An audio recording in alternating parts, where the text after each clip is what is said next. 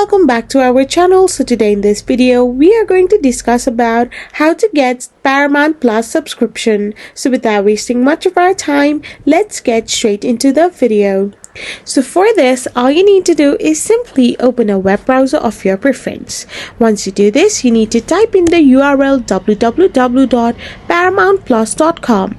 Once you do this, you will end up in the official website of Paramount Plus. So now, to get started and to create an account and get your subscription of Paramount Plus, all you need to do is simply select either the Paramount Plus Essential or Paramount Plus with Showtime plan if it is shown in your screen.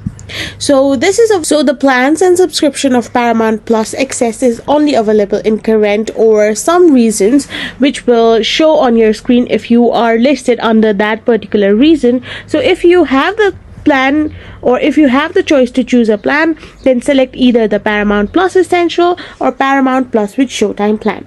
After doing this, click try it for free or subscribe to it directly and you will be prompted to create an account. Simply follow the on-screen prompts and fulfill all the verifications and hit the continue button and proceed to the payments. By doing this, you will be successful to get a subscription in Paramount Plus.